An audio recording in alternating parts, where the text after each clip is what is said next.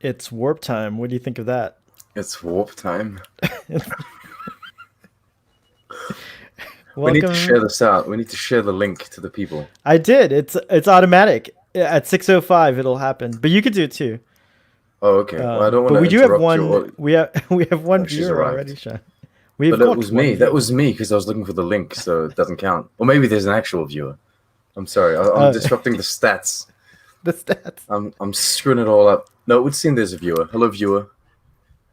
This whole episode's a little wonky today because I went straight from work to a virtual birthday party to to helping my Doing mom birthday with parties something. online.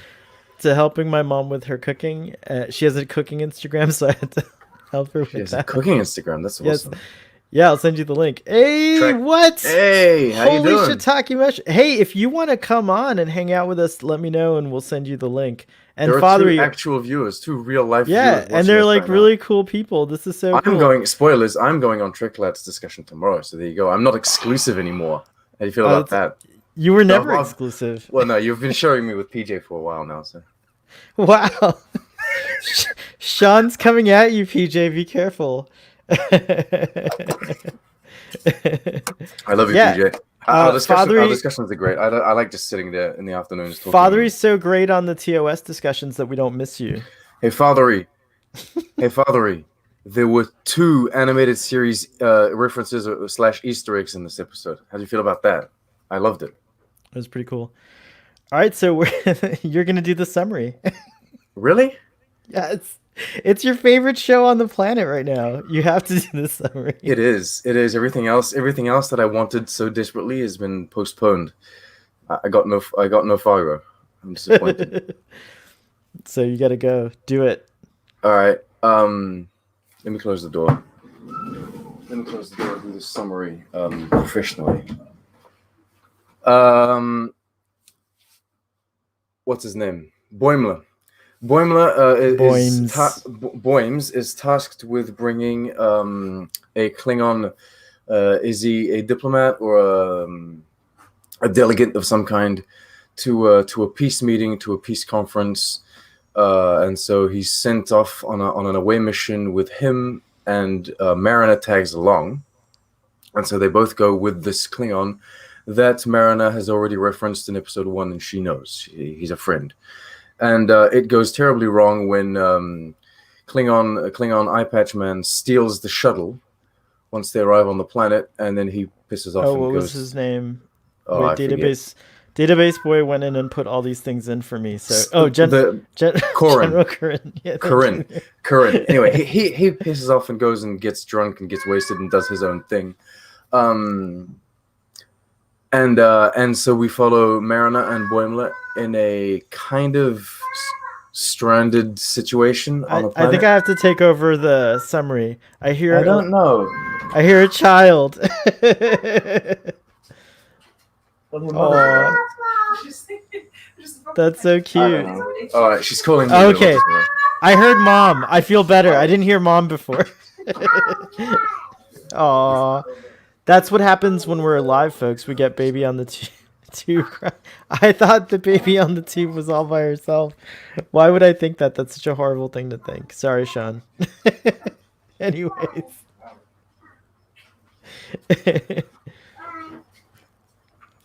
This is a live...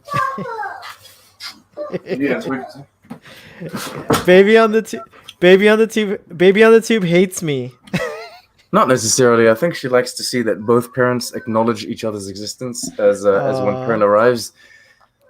Anyway, I totally ruined. Did you carry on the summary? No, or did you just... No. I was explaining to the audience that for some reason I thought baby on the tube was like all by herself, and I'm like, why would Sean do that? Yes. When I heard mommy on the tube, I felt better. I was like.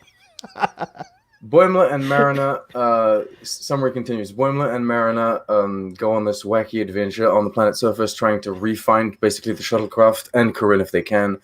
They go through many various districts on the planet, the Klingon district, the Ryzen district, the Andorian district, etc.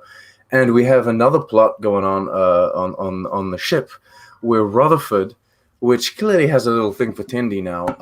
Rutherford wants to spend his evening with Tendi, 100%. but he can't do that if he's. I think Tendi has a thing for Rutherford, but she hasn't admitted it to herself yet. Right. Anyway, he wants to spend the evening with her, watching a pulsar of some kind, but he can't do that because he loves them Jeffries tubes. He's all about them tubes, right?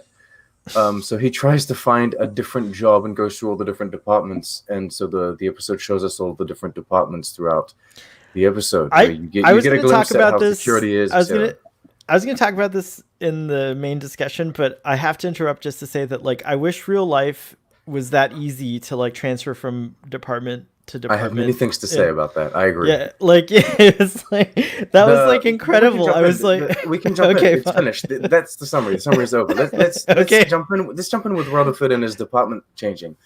All right. I love how this is very in the line of the Next Generation, where everyone's very professional and very kind. Like, I know it's a bit more goofy in this show, but it's even in my notes. I love it how each department head and each department is so forgiving, and they're so welcoming, and then they're so accepting when you want to leave, and everyone's so encouraging, and it's all like, you do what you want to do, you're going to be fantastic at it. And it's such a nice work environment, which is something that I'm not accustomed to.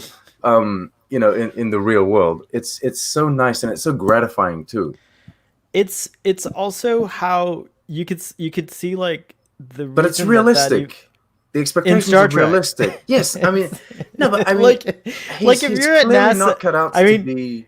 he's also medical. exceptional. Yeah, well, right, that's true. He didn't do a good job. He's in not. medical. He's not good job in medical, but he doesn't get shamed or what have you, right? It's like the Dr. Tana. She says like Dr. Teana, I think it is, right? Tana. Everyone's got an apostrophe, but she's like, what are you doing? This is not cut out for you. I'm sure you'll do fine somewhere else. But it's not. He's never shamed or shut down or thrown away. Let's talk about Rutherford's whole journey, because that actually also for me. Well, I don't know if it was yours, but for me, it was definitely like the most interesting story. Even though I really enjoyed the Boimler. Well, this was his Mariner. episode, I think. I think actually, it was definitely dominant It was of him Rutherford and Boimler. Yeah, I think. Yeah, and then also interestingly, like episode 1 was the episode that introduced kind of like the captain and like the main lower decks characters, and we got glimpses of all the other characters in this. Like, crazy we barely action. saw Freeman this time around. We saw rather the others. But we got a lot of screen time with like Ransom, Shax. I forget the engineer's name. But we got an introduction to him, and he was in last week's episode too. To Anna and I'll get there by the end of the season. I'll know everyone. Yeah, we'll know everyone's name for sure. That happens. We have a chat. But anyways, chat. What are you doing? But yeah, chat research. God damn it. We do have 5 viewers. By the way, Trek Lad, who was here, we were so excited, had to leave because he's old, and it's bedtime in England. But we're going to do a super mega crossover event soon. I agree. I think that's definitely going to happen. Andy Billups, the chief engineer. Billups? Billups. Billups. Bill, and then ups. Or Billups.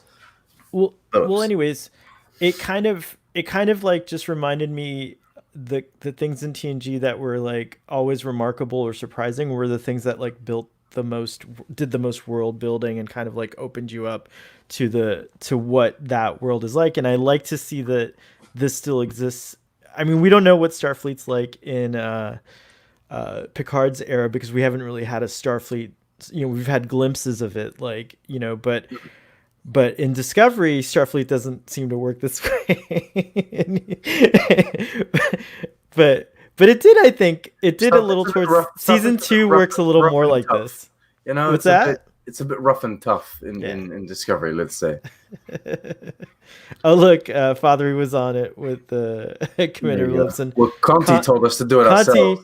By the way, welcome, Conti. It's later for Conti than it is for Trek Lad, so I don't know when Conti actually sleeps. He's always there. He's fine. Are you a bot, Conti? You're a robot. I love that line. The robot said I was going to die. There's so many good gags. Let's. But I what feel I like guess this what I wanted episode to say is reflects. Oh, go ahead. Go ahead. I just had a question for you. So like you and I both were kind of like, oh, I wish that was like real life. Like I wish you could just go from department to department in like, Yeah. in real life. I think that's a product of having a society like the Federation where there's really no money. Yeah. I think that happens only there because like it takes and also a society that's highly skilled and trained and that has access to like a knowledge base like really quickly because exception he had the implant, so I'm sure that helps, but like all of us would have to take a year of studying to go into another department. It's not like Well, in a day. I think we can all assume that coming out of the academy, they all have like at least the basic knowledge. Like they have like a required knowledge of all departments and Right, everything, right? You got to know how to do this and that and what have you that's coming true, out that's a good point. of the academy. So you have your basics. And considering the ensign, I like the idea of that. If you're an ensign on a ship, it's your first year. It's not a big deal if you start asking for transfers, because I mean, if you're lieutenant commander or something, and like you're like second of the engineering division, and you start asking for transfers, I want to go to medical. It's kind of like, I mean, I Could you guess we imagine if can, but Riker had switched places with like Crusher like mid yeah, season it's of Star like, Trek? Would have been you know interesting. what I mean. Yeah, Imagine but I hear you. Beverly Crusher's like, I'm fed up with having to deal with all of these alien customs because every time I want to do an autopsy, they tell me I can't. Now I want to do engineering. Yeah, it's like, but we need the chief medical, you know? It's like, No, it's totally true. Good point. I don't know. It was just such but yeah, a joy to see such a positive like reaction like to but like wanting to hop around, I it guess. was very well done, and it also gave us a glimpse and a better understanding, I think a deeper understanding of how the departments work. So this works well for us that are longtime Trekkies as world building. But it works very well for people that have never seen Star Trek at all because it gives them a better understanding of how the ship or Starfleet functions. I think it's I don't know, I think it's very well done and very well placed, strategically placed episode, I think, in the season. Fathery supports you and brings up a great point. They clearly have some department to department cross training. Worf was able to deliver a baby after all. It was. I'd be curious to know if the military, the It is Navy time. specifically, is what kind of training. I guess I should like maybe we should join the Navy as a project In the on Navy. on Starly.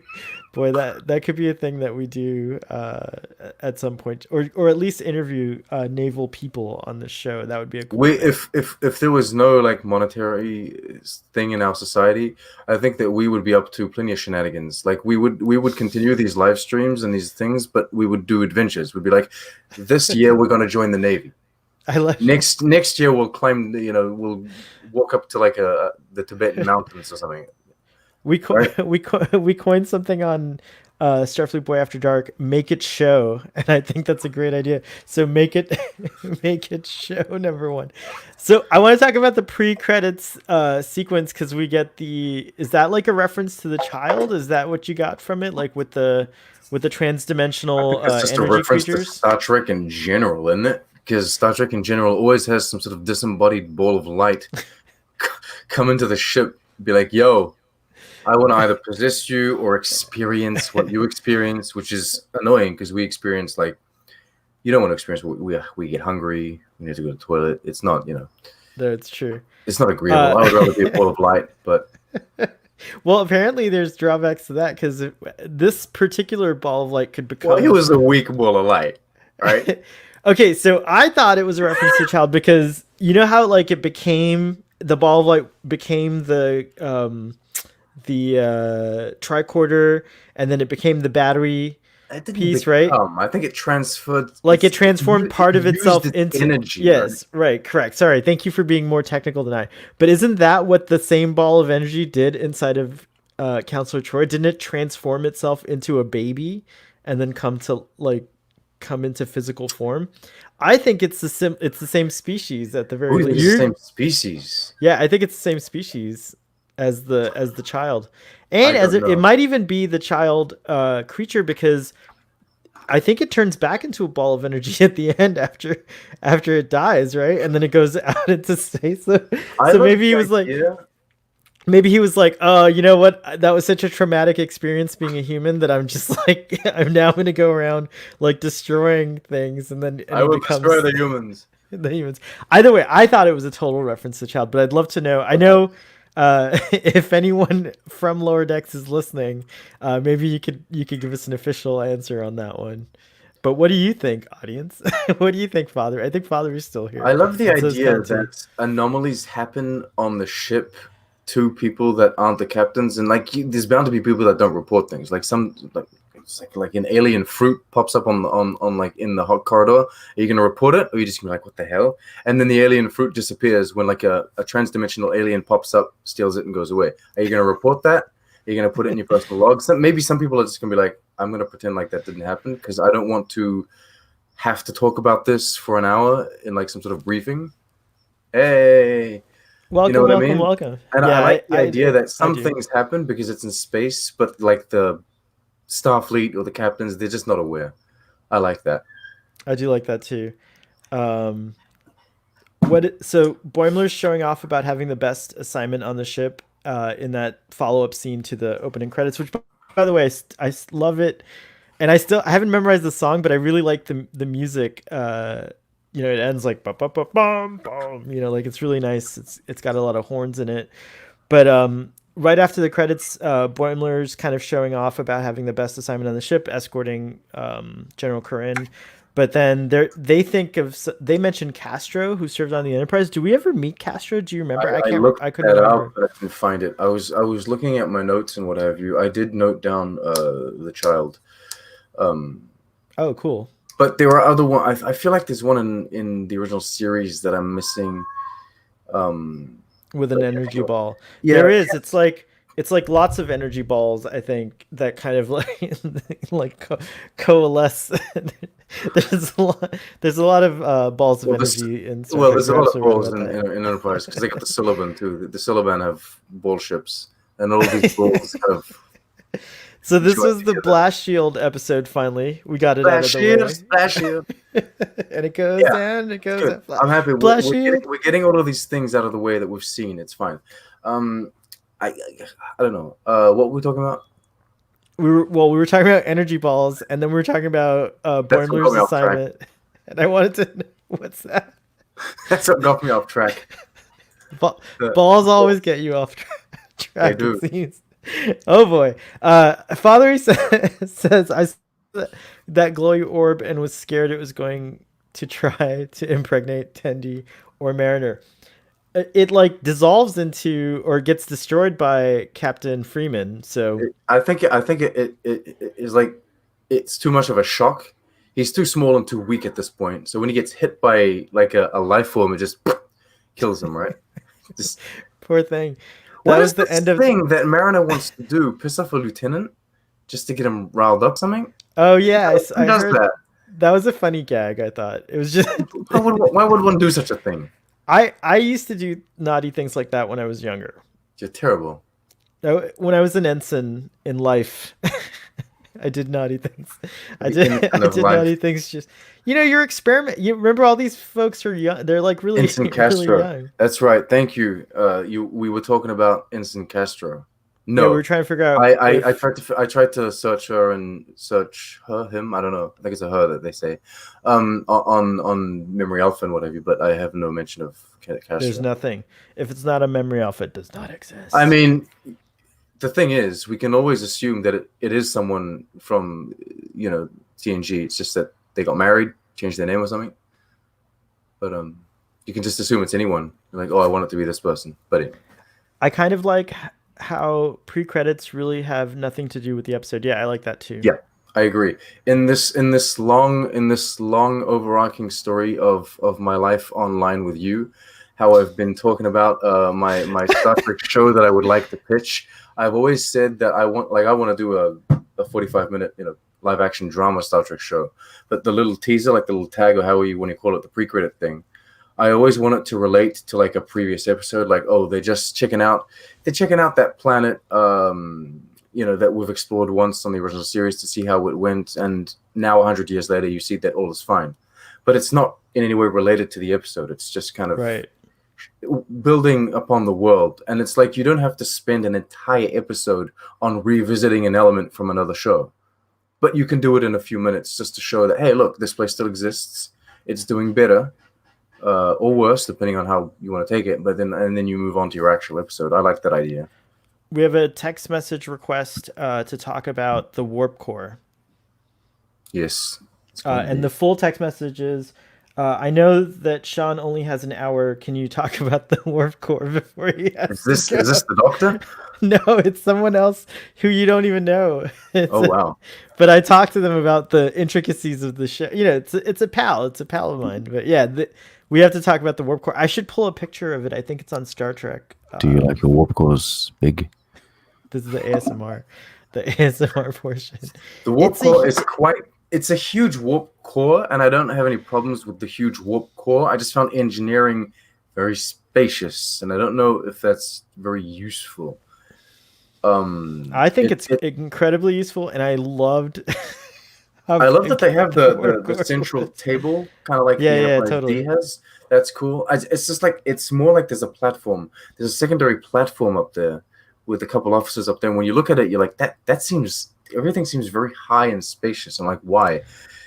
Maybe it's, and I'm just gonna go out. I don't know. Maybe it's because they have now like a reinforced triple layer protection for like warp core breaches, so they can do triple containments, and they need the room to do that. I don't know. I mean, I didn't pore over the schematics, like the master display graphic. We'll have plenty of books about that eventually. I know it's true, but I do think actually that from McMahon's team. I think that like I always imagine, because I really like the Cerritos, so I always imagine what these things would look like, realist, like made. What would you call that? Like realized in photo action, I guess. In live action, I guess. I don't know. And that's like the biggest warp core I think I've ever created in live action. Yeah, it's true. That's the biggest. It's the biggest warp core I've ever seen, and it's cool. Oh, is it now? It is. I'm not a warp core size queen. I mean, like the Voyager warp core is smaller than the. Hey, look, it works fine. It's true. It got them home. Geordie's. Okay, I have the warp core. The first contact warp core is hella big because they like put two warp cores together and it had shields and stuff. Yeah. This is the thing. Okay, I've pulled I can see my warp core now. The thing is, there's a central warp core, there's a central core, but then they've got there's a ring, a ring that goes around. Kind of like what's that thing that they have that they make black holes in today? Like the a collider. Yeah, they have like the Hadron Collider. Is that it? Yeah. Well, the Hadron, the Large Hadron Collider, which I've been to. Yes, I've been there. Excuse me. Is the name of that collider, but they're all just particle. I guess I don't know. I forget. Smashers. Subatomic smashers. Yeah, particle smashers. Colliders. Boomers. Yeah. Anyway, you've got this kind of circular tunnel thing going around the warp core, and then you got like these other things coming into it. It's all very elaborate, and I wonder why it's so elaborate. I'm thinking maybe just this is, I don't know, there's signs to indicate that this ship was like pre-Enterprise D, or at least the same era of Enterprise D, because like the holodeck is the same as the Enterprise D, that kind of stuff. But then this kind of stuff is much more modern. And even the table, like the table's kind of inclined. So I would say that this is kind of like, maybe it was made after, or maybe they just upgrade the warp core. Well, the Cerritos seems newer. To me, the Cerritos seems a lot newer. But remember also, not to get, we should boxier and bulkier as a ship, right? Like when you look at the bridge and stuff. I guess, but it seems somehow it seems newer to me. I think anyways, we can get full HD in it. We can get in there, but the chat's got a few things to say. Like PJ, who's here, yay, says that Mariner puts Boimler down too much. Did I satisfy your text messenger? We talked about the warp core. Hold on. You answer. You just distracted. There's no new text messages, so we don't know. Okay. But if you're still Oh my God. listening or watching, please It's let an us know. expression in France. I don't know if it's an expression in the rest of the world, but no news means good news. Yes, that is. I feel like that's an expression that we use here in Okay. the States. All right. How do you say that in French? We always have to do Pas this. de nouvelle, bonne nouvelle. This ain't Picard. You don't have to speak French. What do you think? Is Mariner too hard on Boymes? Yes. But I do think it's done on purpose. The same way Captain Freeman, I think, was a bit disrespectful to Boimler or to like what he did in the first episode. I think these are exaggerations done for the purpose of giving these characters more clearer arcs by the end of the season or series. I don't know how they're playing this out. I think We it's got done another- on purpose. But then wait a minute. She's very mean to him in the sense like she puts him down and what have you.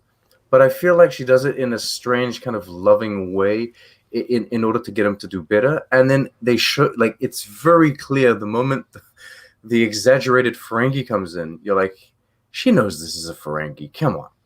She can recognize like an alien species that like a lizard person that climbs on walls and she doesn't know what a Ferengi is. It's like, you know that.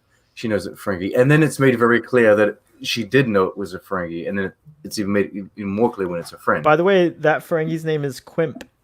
I like him. He's a Ferengi with Yeah, a he's monocle. really cool. Hey, We have support him. we have a computer generated question, and it's: were you surprised about Boyme's view of the Ferengi? Well, he was a racist. Is that what he's saying? Not, He's I'm not saying a bit of a Riker when it comes to Ferengis. Don't put them. He don't is. put He's them in my kinda- quarters. he doesn't really respect the Ferengi. I don't think. Like Not really. I also didn't find what I thought also was find it interesting very about that funny. scene, and I think what was surprising to Boimler, I mean to Mariner, was that's what Boymes thought Ferengi were like, and he's like shooing him off like it's like ooh ah, you know, like. He does this, which I was smiling throughout the entire scene, and he did this, and that was funny. But then he even goes like this, right? He's kicking him away like he's a cat or something. It's Thank you, terrible. man. It's- He's By the way, that was the funny. I think that was the funniest. One of the funniest bits in the. There were a lot of funny bits, but that one had it me was in pretty stitches. good. It was It pretty got me good. twice. That's the thing. Like the first watch and then the second watch, it made me laugh again. I like that. I like the shoo. It was fun. She's mean but protective. I think she definitely Yeah. teases him. I don't think she's mean. I really don't think that Mariner's. Well, you're not on Mariners, Boimler's side, are you? 'Cause I if am you're on kind of. I Boimler's like side, you Boymes would too. feel I sad. like You all would of feel them. sorry. Poor guy. I do feel sad or sorry No, for. I Boimler a think little it's bit. because he's very naive and very green, and he like even if they live in this kind of ideal environment where you can change, sections or whatever, like however you want, you have to realize that like the universe is not forgiving. Like a single planet is not forgiving, so an entire universe, it's even less. And so it's kind of good that she challenges him like that, I suppose, because it'll help him grow. I can say that when I was just an ensign, I was the most. There has been like, more character development in 2 episodes in this show than there has been in all of Picard. Were you How do you just feel about waiting? that? Were you waiting No, for this like it occurs just to to me. like? Were It you? occurs to me. I'm gonna. Is this like a face-to-face moment here? Is this like? Do we have to zoom in here and talk about this? First of all, it is true that I only have you for an hour. I mean, Daddy on the Tube has to tend to daddy duties, right? But I, as the host of the show, I say we table that or put a pin in it.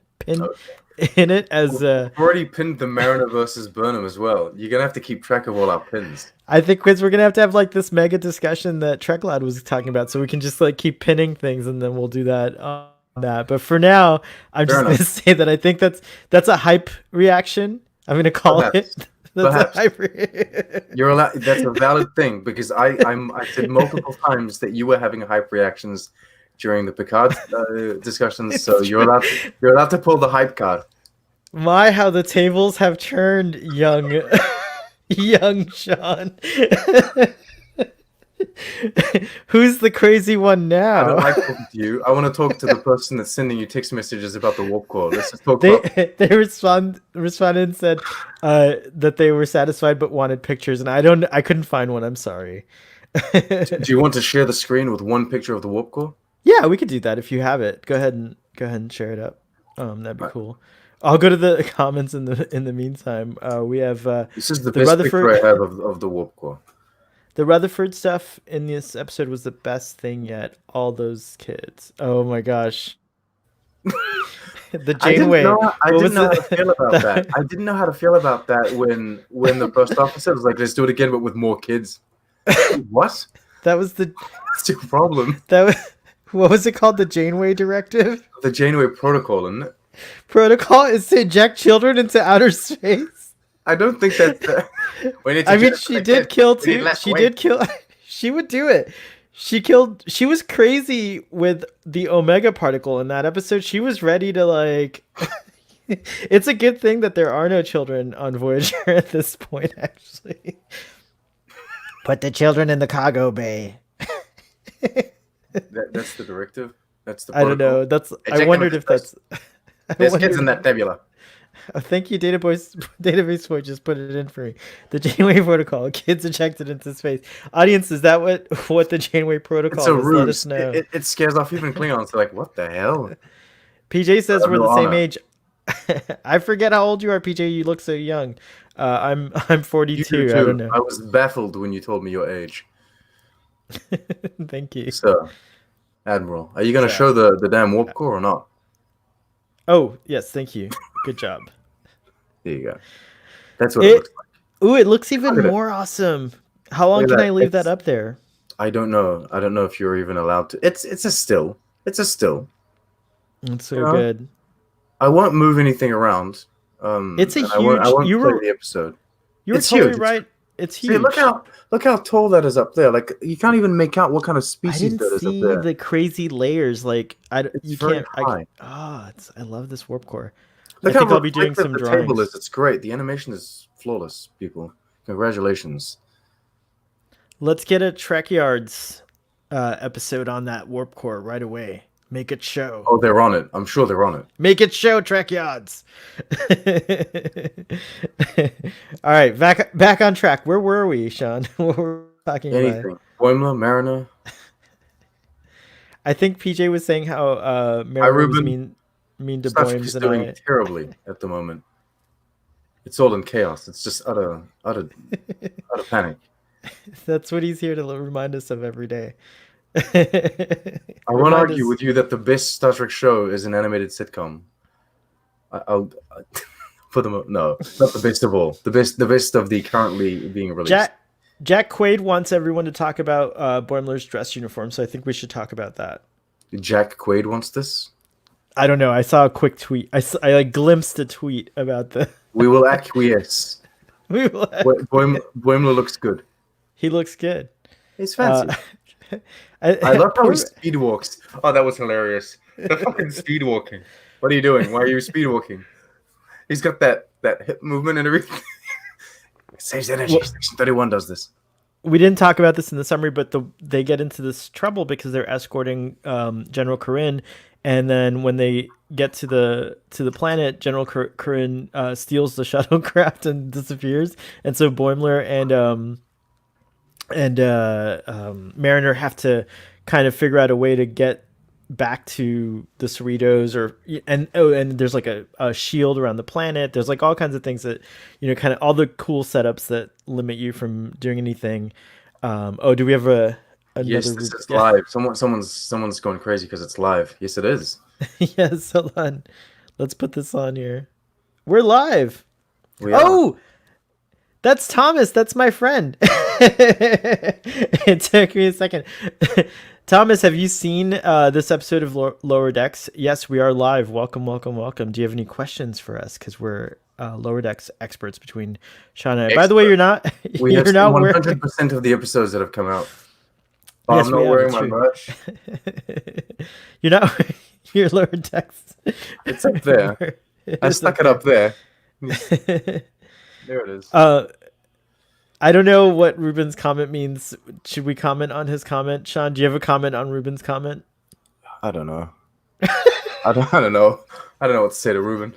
Ruben, you don't even get your comment shown if we don't know how to Ruben, speak to Ruben, it. we love you. We love you. It's true. You're the best. Rain on us with some facts here. Hit us with the stats. Here's a question from Ian Mays. Hello, Ian. Welcome back. I have a question for you. Which character from another Star Trek series would it make the most sense to have appear in a future Lower Decks episode? Counselor Troy. I mean, Commander Troy. Perhaps, yeah. I think that Barclay would be maybe a nice fit. All of them. Just the answer is always all. So all of there's everyone. no T'Pol. Mike McMahon said that there's no T'Pol. Well, he didn't explicitly say that, but he said that he wanted to put T'Pol, did the calculations, but said that Vulcans don't live that long, so she's not on the show. And he said that he didn't put a certain officer that's off with the Traveler, and I was like, are you talking about Wesley? Because Wesley's not with the Traveler, he came back. And even if he is with the Traveler, just have the Traveler come. Why can't he go with the Traveler again? Like, why does it have to be a one-time Why thing? can't the Traveler come and piss off Mariner? Also, you haven't started watching Doctor Who, unfortunately, and fortunately, Battlestar Galactica is the next show that you're going to watch. But you'll realize when you watch Doctor Who that you could travel for like 20 years with the Doctor and keep coming back to your real life like the moment you left. Well, that's just Doctor Who. I know, but that's how time travel. The Traveler is essentially Do you traveling think the Traveler through. is the true form of the Doctor? I would say that the Traveler is closer to what the TARDIS is, but I would say that Time Lords probably have what? We have Dan Gunther, the real life, actual Dan Gunther, watching and listening to us. This is amazing. I feel honored. How you doing? I do too. Hello, welcome, Dan. Yes, Ro Laren would be great. I would love to see a fully accomplished, very serious, very Starfleet commanding Ro Laren. Like she's got her own ship or something. Like she's really built it up. Not yet. First officer. I don't know what the fate of Ro is in the Apocrypha or the extended what is it called, the B canon. What do you call it? Oh, beta canon, I think they beta call it. Canon. Maybe in the books it was yeah. I would love to know if anyone knows what Ro Laren's fate is. Please let us know. What would Ro Laren be doing around the time of Lower Decks? That would be a cool thing to find out. Anyone, just anyone. Give me any character, because like even characters that were only one-offs, I like them. So. She's making Hasperat.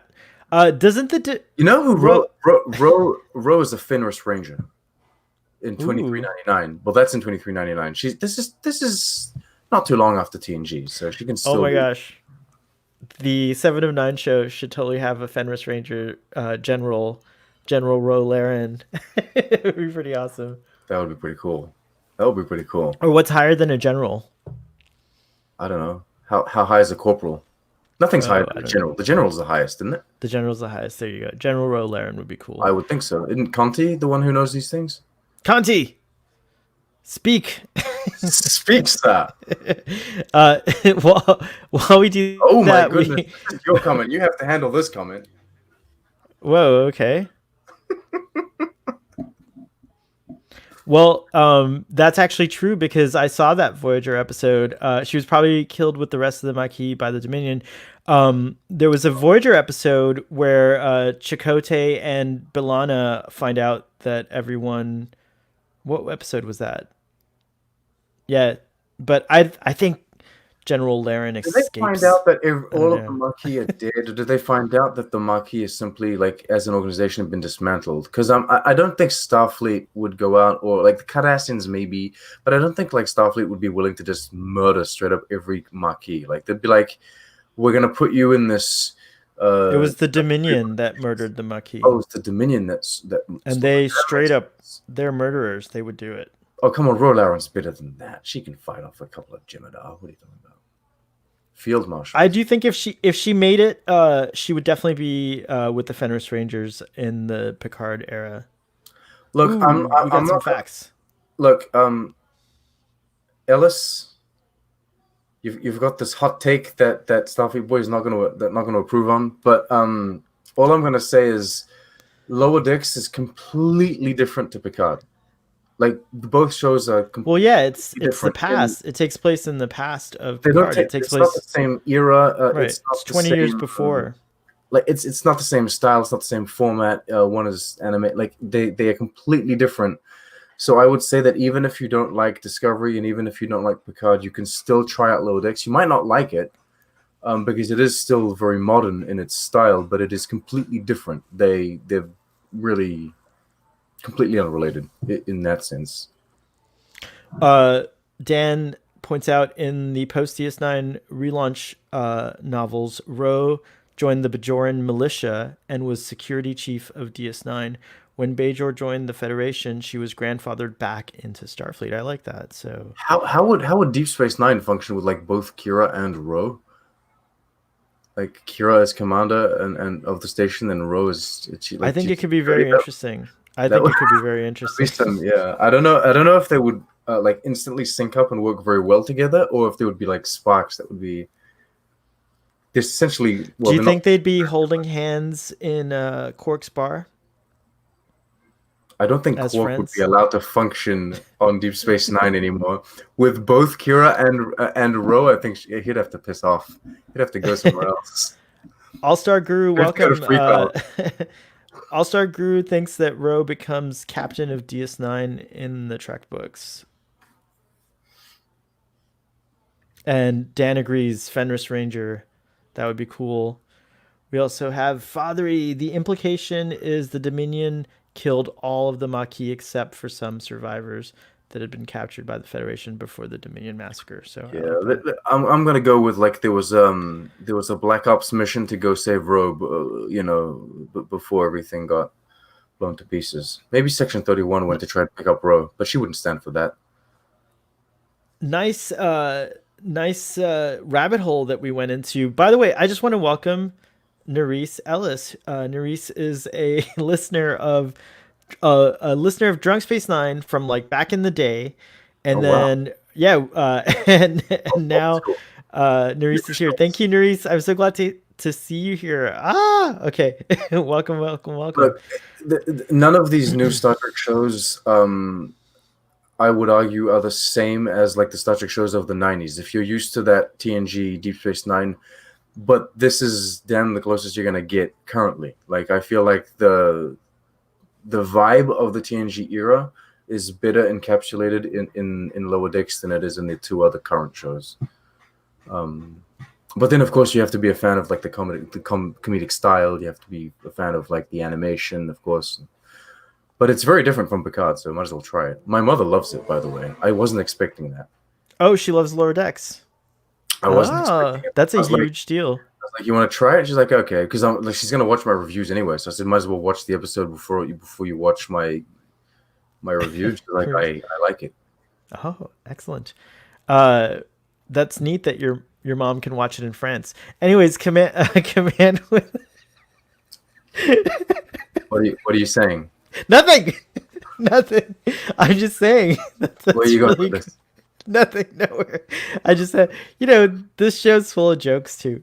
Command with ransom joysticks and simulations. This is a computer generated. I don't know what this means. Oh yeah, the scene. That's right. That was a really funny scene.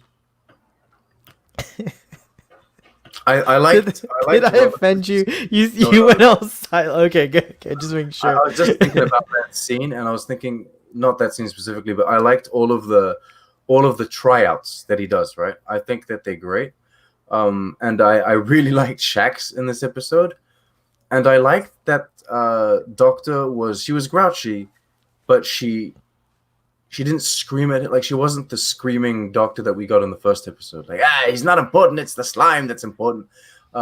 This time around, she was more like, she was giving him Did she sound sufficiently older to you in this episode? Are you fitting? Are you feeling better with her voice? Older, but I'm getting used to the voice. It's fine. Are you getting used? That's cool. I was just expecting an older voice. Come on. Nerese, I try to listen. I try to remember everyone who writes, and I know I've been really bad about writing to I'm gonna blow your you. mind. Oh, what? I think I'm gonna blow your mind, and this might be the biggest coincidence. I have listened to a grand total of 2 episodes of Drunk Space Nine that I picked out at random. Once upon a time when I was doing workouts at the gym, and I think I remember specifically an episode where you received an email about someone called Nerys. That's it. That's the episode. And that was the episode. Whoa. This just And became I like a huge specifically Drunk Space listened Nine. it's a reunion. I listened to that one episode where Nerys sent in the email saying that she was called Nerys. Now you have this is a crazy tie-in, and now we have to plug the new Drunk Space Nine, which I heard may already have been recorded and is going to be launching soon. So just follow at Drunk Space Nine to check that stuff There's out. a new captain? There's 2 new captains. It's true. We got a lot of comments. We got to go to. Do you want to do comments? Or do you have any more topics on your list? Wait a minute. Let me go back to my notes. All right, I'll do a comment while you do your notes. The one reference on Voyager about the Dominion slaughtering all of the Maquis could be considered to be a crossover event where the Voyager crew interacted with the Dominion War story. Yes, I agree. I don't like the serious vibes of Discovery and Picard. I love the serious vibes of Discovery and Picard, but I can see how it can get like. The show doesn't take itself that seriously. Yeah, I can see how this fills a nice little spot and kind of helps you to balance out those serious tones, which I like. So I like having a Star Trek series like this. I have things that I have to say, but they all relate to basically the end of the episode. Is that fine? Does it matter? Doesn't matter. You can skip around, yeah. I don't like that one Starfleet officer said fuck. I know it was the one that looked like Tasha for a quick second, for a hot second. Like, I thought that was Tasha. It's true. Come on, Tasha's dead. What are you talking about? Tasha died. She was murdered by a puddle of black goo. I don't like the fact that she says fuck. I just don't like it. I don't like that officers say fuck. Anyway, even when they're not, when there's no one. I mean, come on. Well, like if you encountered this vomiting, there was a Klingon envoy. I don't know. So I'm not gonna fight you on. I'm not gonna fight you on this one because I actually do think it is out of protocol. But I just think it's funny. It's more human. I think a lot of people would argue. Yeah, I don't know. But it didn't need. So far, the humans are the only ones we ever hear the universal translator translate into bad words. Well, it's just or colorful metaphors. When we hear "patach," there's probably no human translation to that, but I'm pretty sure probably bitch. I think "patak" is a bitch. I think it's much worse than that. I think it's maybe it's just not translatable, right? There are certain things in certain different languages that you can't translate to like English, but they're bad words, or maybe to something else. But there's no French. I'm gonna save Dan's. I'm gonna save Dan's comment for when we end the stream, so don't say it yet. But that is a hilarious. I wanted to talk about the very, very end of the episode. All right. Rutherford is doing his thing in the tubes, in the Jeffries tube, and he's got Tendi just behind him, and Tendi's watching the pulsar. And I love the episode cuts to the outside shot, and it's this beautiful pulsar pulsating right in the background. You got the ship in front, and there's this little nice music, and it felt very much like a TNG episode ending. The show is very welcoming to me. I feel very much the show's very well anchored into the a huge kind of Star Trek experience for many, many people who are alive. Like whether you're old enough to have been around during the original series, or if you're so young that your first Star Trek, as a kid might have been the Enterprise or Voyager shows, right? Like that's a huge group of Trekkies out there, and I think it completely touches on that, because I find that era is where kind of Trekkies all kind of Oh, I love that era. Like whether you're a Voyager fan or you know what I mean, like that kind of like style and everything. So I feel like that is a universal experience because I feel the same way when I watch the show. Like I no joke, we had a really rough time. I meant to talk about this at the beginning. I'm not going to go into too many details, but Starfleet Boys family had like probably one of the worst weeks ever. And just waking up and this morning and watching this episode and being not only delighted by all the laugh, like the jokes and everything like that, but just also feeling like you're home, like in a place so familiar. It's a safe place. It's so nice. And so for 23 minutes, I got to forget all the troubles of the world, if you will, and that was really really nice. And I was laughing to boot. It's not always. I don't want to be all mopey and shit, but it's not always easy being in Canada, far away from friends and family. There's wife on the tube and baby on the tube, but it's just us, right? That's it. We go to work, come home.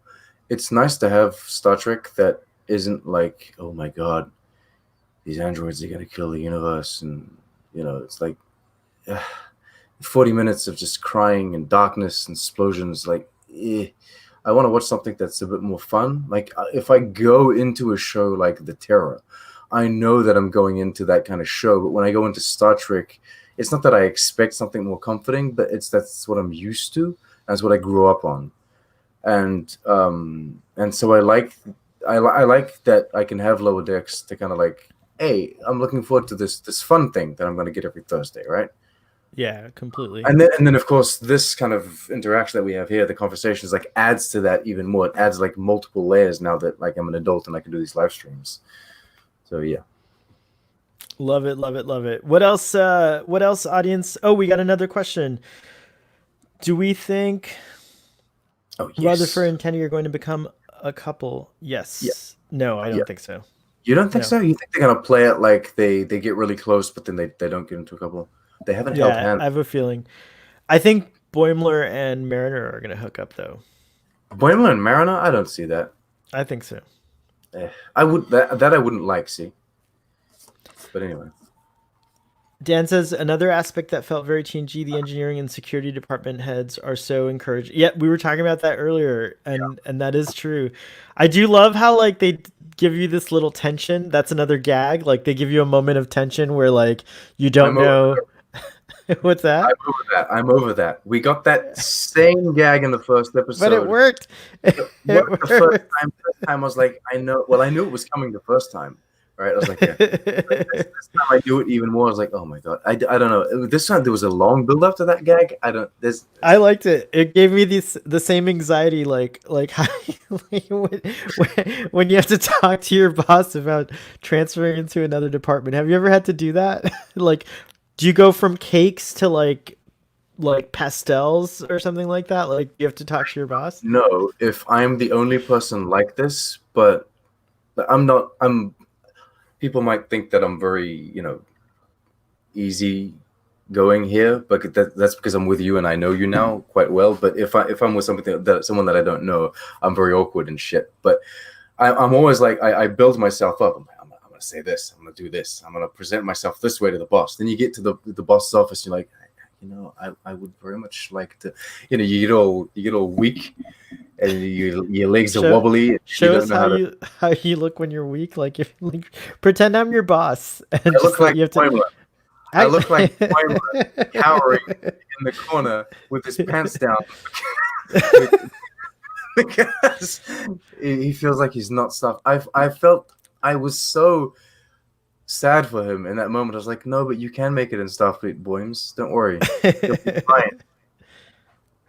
We have to. How much time do we have left with you on Starfleet Boy? Let's carry on for a while. Carry on. Okay. We can do some overtime every time. It's all right. Guys, we have it for a little bit longer, so ask all your questions now for Trek on the Tube. This is your moment.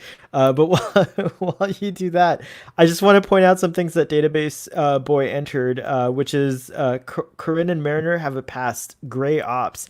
That's an interesting little reference. Like that, there's like I like that it's not. They might build on that. but I think it's just more of a joke than anything I like that else. it's not another Section 31 reference, even though I know I'm sure we're gonna get one. I just think that it was cool that there's a gray ops out there somewhere, and it's I think not. it's just one mission or something like that. Like she had to do something on Konos or whatever it was, and so they sent her and maybe 2 other people. Like the same thing that Picard, what was it, Picard, Beverly, and Worf did Right.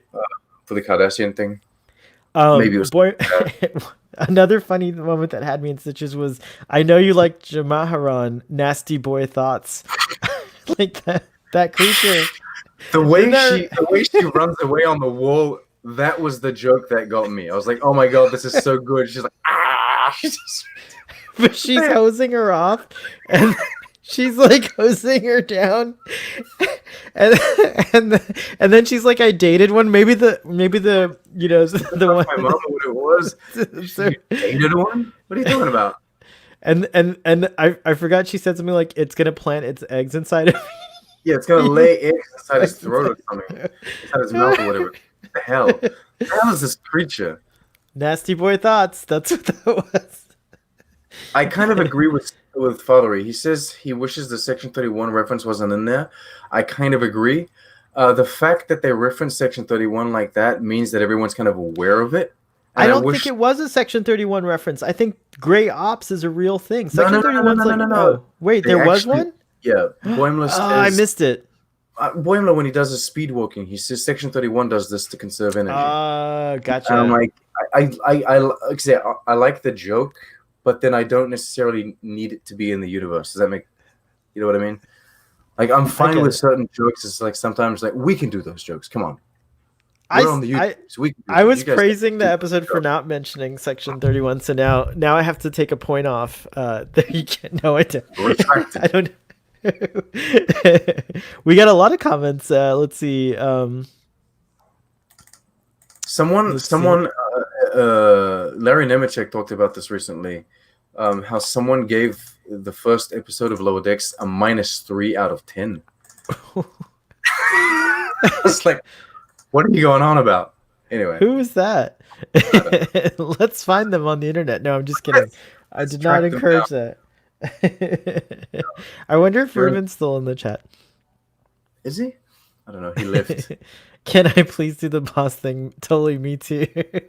That was me too. He says, I'm going to be strong and make declarative statements, and then you get to like the boss's office. You're like, can I please maybe try to do this? And then like, why? Well, and then all of your arguments fly out the window. Like you had all of these things, like I'm going to do this because of this, and that. But then you're sitting there, you're like, well, maybe see next week. Oh, okay. I have here the Borg tunes were awesome. The Borg. What does he call it? Smorgasbord. The Smorgasbord. That was a really funny joke too. I also like that combat mode on Rutherford's. Have you seen the movie Upgrade? I feel like I saw the trailer at the very least. See the movie Upgrade, all right? This is going to tie in, all right? For everyone that's out there, Upgrade is a kind of low-budget sci-fi indie movie.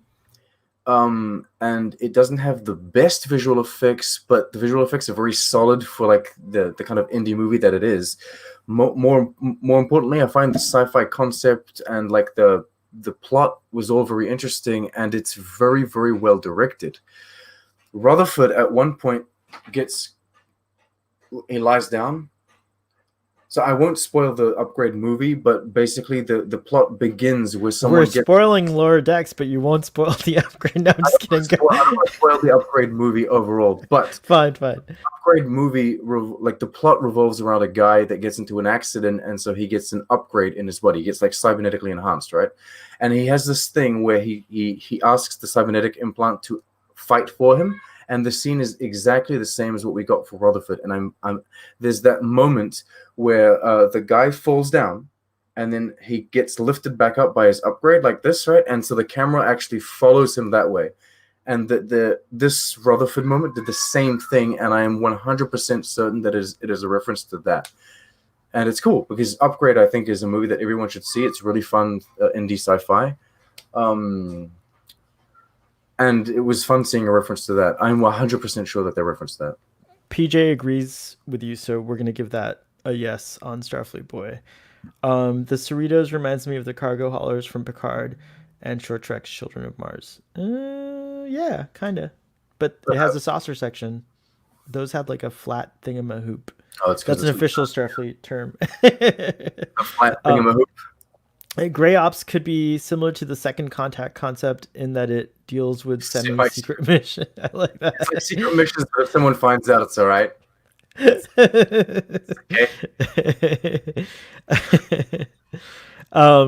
There were some TAS alien references. The Vendorians, and then Database Boy must have not known what they're called and called them the bird dudes. I don't know what they're called. The bug. I don't know what the bird species dudes is called. Right. The bird dudes. I forget what the species are called specifically. I think you got Ian to go check out that movie Upgrade. I guess I have to check it out now too. I know that he's called Score. Aurelians. There we go. It was in my notes. I went to Memory Alpha and wrote this stuff down. Aurelians. It's probably not Score specifically, the same guy, but he's the same color. It's the same.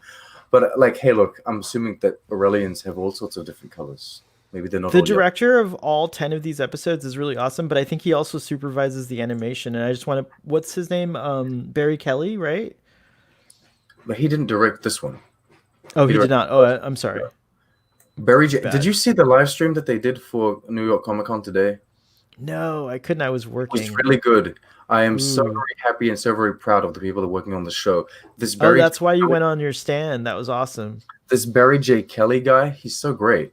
He understands Star Trek. He knows Star Trek, but he also understands like cinematography, and he understands camera placement. You know, well, I mean, these guys are professionals, of course. Everyone knows these things, right? But he understands how much Star Trek you can put into, how much sci-fi you can put into a certain scene. He understands when the joke needs to take over. You know what I mean? And he's the one that supervises all this stuff. And I did take a moment to praise his directing in my first episode review. You did. No, I think overall this show is so excellent. I think I mean, it is doing a lot of firsts for Star Trek, which has like, it's, you know, it's a great place to be. But overall it's just so excellent. The place where I noticed that animation the most was when Boymes is doubting everything. Like, I just thought that the tunes were very emotive. Like I know that, like, you know, it reminds me of a South Park kind of style. It is a little rough, like fast, I guess. You know, like the eyes can go just from here to here in one frame rather than like slowly. You know, like it can be that way. It can also go slow. But I think that's what I love about the animation, is that it has like little references to, but it doesn't lock itself into one style. It's kind of dynamic if you think about it. I mean, there's CG elements, like the shuttlecraft and the Cerritos, and like the technology itself looks solid. Like, it doesn't change. It's open-minded animation, right? Ooh. It's open to different things. Wow, I like that. Also, in the live stream today, Mike McMahon and his team, there were like 4 of them with him, or 3 of them with him. They were talking about how, and they've watched plenty of Star Trek episodes, just generally speaking, during the production, during the writing sessions of this.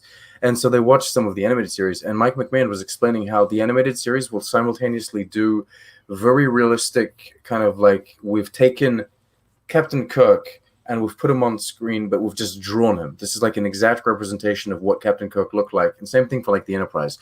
But other things, they've gone completely far out. RX, I think he's called, is the orange guy with, you know, all of the arms, whatever. And they're like, we've made this also a very far out design, which is not something that would have been realistic back in the day, like back in the original series. And I think that he was saying that they're doing the same thing with Lower Decks, where some things you're like, this is very clearly a realistic design for a bridge.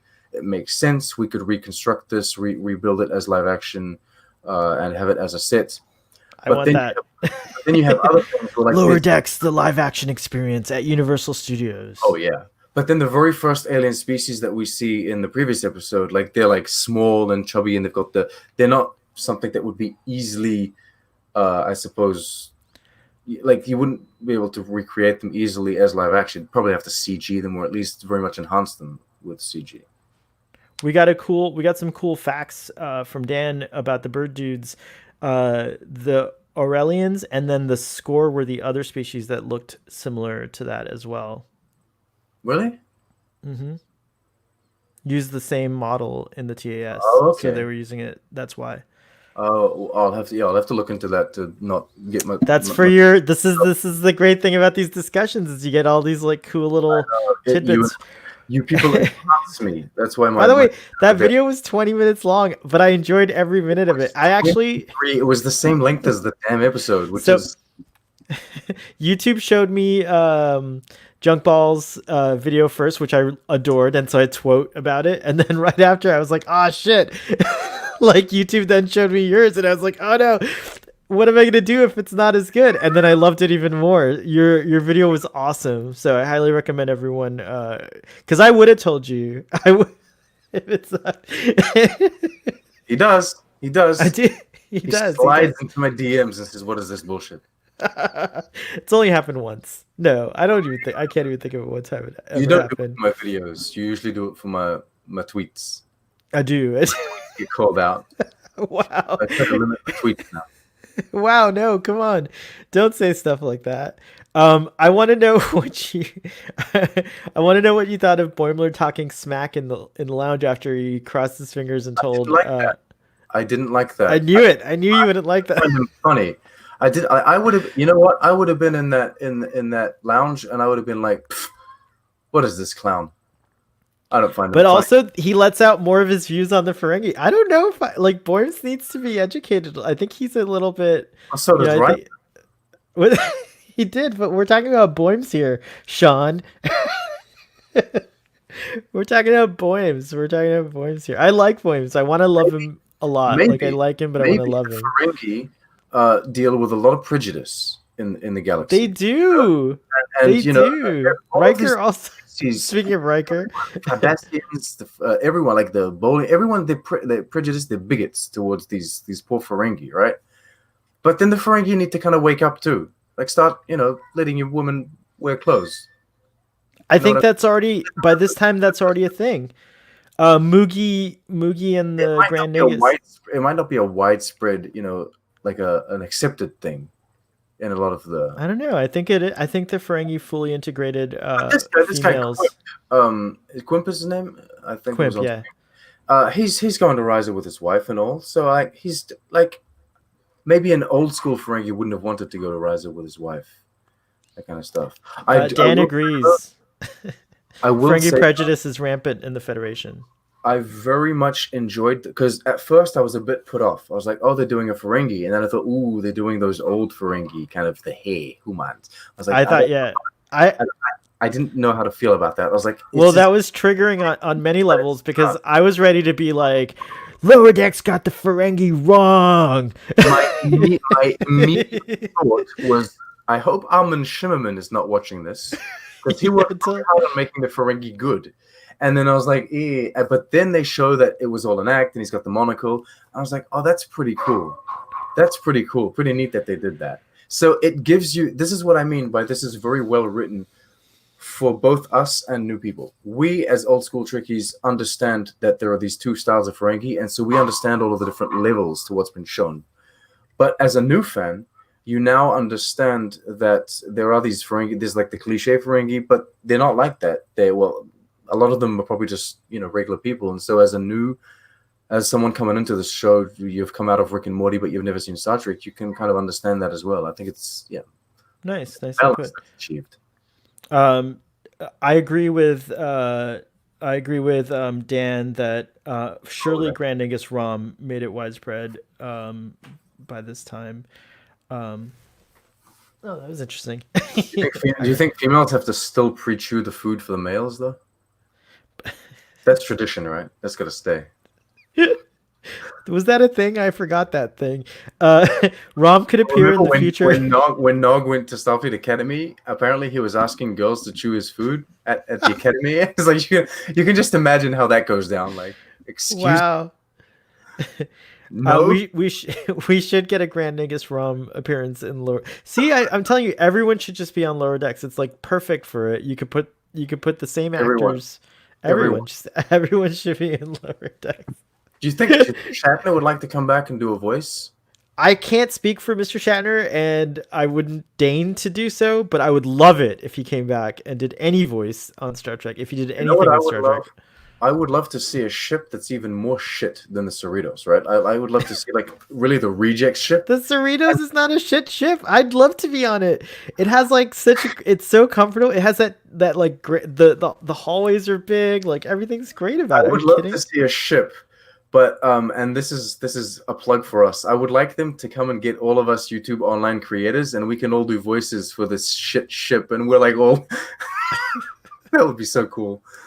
I Well, think German Trekkie needs to pivot his show's direction because we're already doing voices for that one. So maybe he could, we could the next season could be on a shit ship, as Sean likes to put it. Sean, I want to I think we have to wrap it up soon because I just realized my stomach's been gurgling a lot, so I have to go my eat at some goodness. point. And what the knock I- on the door might have been was like dinner time. Dinner is served, Starfleet Dinner boy. is true. But I just want to put a few of these things up here. So, what do you think the moral of the story was? Because there was, I feel like, a moral of the story. I Moral felt of like, the story. yeah. Well, Audience, this question's for you too, by the way. there's two morals in there. Or do you think there's only one? Rutherford There is could like be two. stay true to yourself, maybe. Or could he also be? It's okay to explore. Yeah, well, both. It's full of morals. I What think would I think the moral of the story is never underestimate Mariner. No, I don't know. she we didn't even talk about Mariner, but I have to say I things really aren't always as they seem.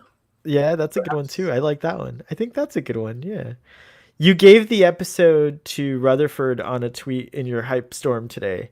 Um I think Eugene Cordero is the MVP. I called it a hype storm and you didn't say anything. I think he's the MVP of this episode because he's doing a really good job. I actually went to listen to his voice when he's just being him, and he's doing a voice for Rutherford, and he's doing a great. He's got this. It's brilliant. I think he's amazing. I congratulate him very much. I have to say that the stories were both of the stories or all three of the stories or all five of the stories or how many ever stories you can count in this were all good, but Rutherford's story was my favorite this episode also, so I'm gonna agree and give him This episode, that character the the MVP. MVP. This episode wasn't as. I also in your like that we're face doing this as the MVP previous one. thing. It's interesting. Wait, sorry. What were you This saying? episode as in your face as the first one. Like the first one's a lot of comedy, a lot of sci-fi, a lot of aliens, a lot of it's a lot of everything. This episode was more character building. I felt like there's like you're settling into the groove of the ship and learning about the characters, and so it was nice. It was more. I'm not going to say it was tranquil because there's still a lot of things happening all the time. It's action-packed 23 minutes, but I liked the exploration of the in rather than the out. I agree with you. All right, I think it's time to give our episode rating. I will go first, as is tradition. I give this episode a 10. I can't give it lower than the last one. I can't give it lower than the last one because I liked it a little bit more. So I can't. I screwed myself by giving. Mike McMahon said that the second half of the season is better than the first. How are you gonna feel about that? We're gonna. I don't know. This is embarrassing for Starfleet Boy because I did give the first. It's too soon. I can't say the first episode's a 9. You can't. Yeah, you gotta. This is the 10 conundrum. What do you do? This is the 10 conundrum. But you know what? I'm proud to give a 10 to this episode because you can do a baseline 10, but then give it like a 10.1 or a 10.2 or 10.3. All right, I'll tell you what. So episode 1 was a 10. This is a 10.2. There, we got it out of the way. We got the Starfleet Boy 10 out of the way. I also have a conundrum. What's that? I also have a conundrum. Because I was going to give episode 1 a 7.5, but somehow you managed to manipulate my mind into giving it an 8. But here's the thing. I don't think this episode is an 8. I think it's a 7.5, but then I'm left with this thing where if I give it a 7.5, I give it lower than the first one, whereas Well, it's lower than the first one. well, Fathery's absolutely right. He comes on my TOS discussions, and he says that the ratings are really just dumb because like we had just had an hour-long discussion, and so how does the rating like sum up like all those thoughts, right? It's practical on a numerical standpoint. If there's someone Right. if there's a reviewer that you trust with your life, and you're like, you trust this person and their reviews, and you don't want to read their entire analysis, you just go and like, we gave this movie a 9. I'm a what? Know what I mean? It makes sense. Yay! Thank you, Dan. That means a lot coming from you. I really appreciate that. Dan says I can give all the 10s I want. So you do have a conundrum. I'll give it the 7.5. Right? It's a good episode. It was deal. A good episode. But that doesn't mean that I think it's less good than the previous one. It's just that the previous one got that hype 0.5 added to it. Hype 0.5. I like hype 0.5. Oh my gosh! So this was a lot of fun, Sean. We got to close out with doing a couple of shout outs and also a couple of promos and our usual thing. So we got a turnout today. We had a really nice turnout. Thank you to everyone who joined along, especially to everyone.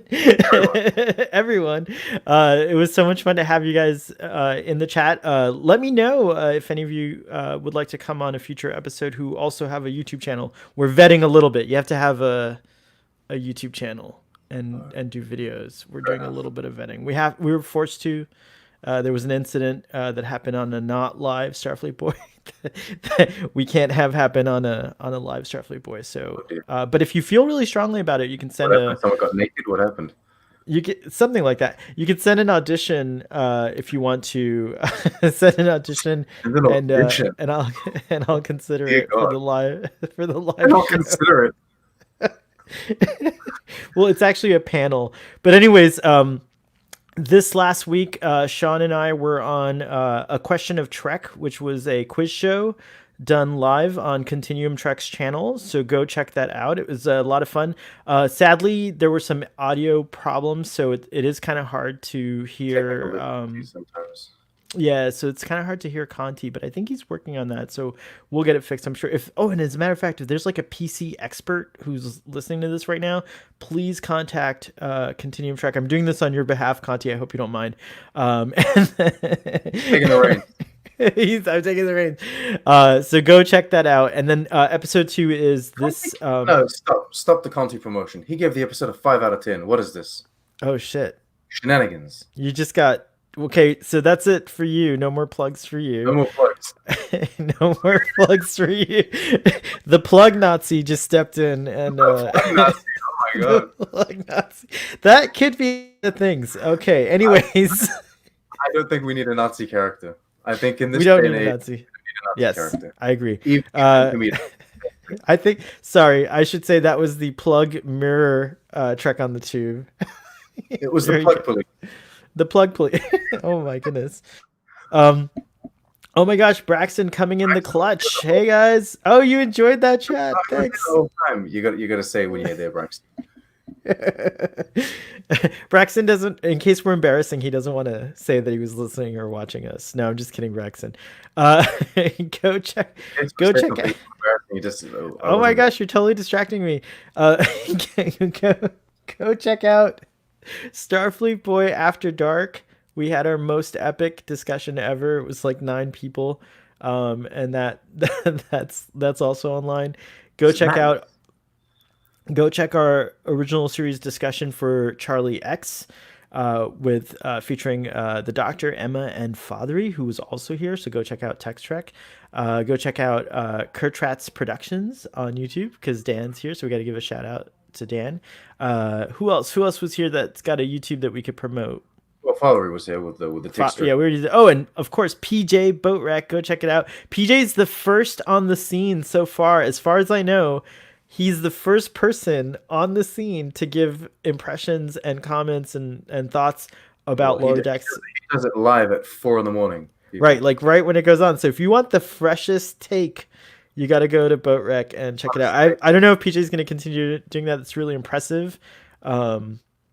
So yeah, go check that out. Explaining why he hasn't sent it's fine. You don't. No, sorry. Oh my gosh, Braxton, thank you. I shamed you. I'm so sorry, Braxton. That was not our intention. This is devolving quickly, so Trek on the Tube, please give your Boat Wreck, give your shout outs and your plugs, and then we'll say goodbye. Me? Yes. Well, same thing. It's the same people. Everyone that was on here, they all get a shout out. And I will be doing my review and Easter eggs video. It'll be coming out probably next Tuesday, what have you. So that's it. Yeah, I enjoy the show. You know what? You do enjoy the show. I do too. There you go. All right, I wanted to take it out on this comment, so let's do it again with a ship with even more kids. And so thank you, everyone. Live long and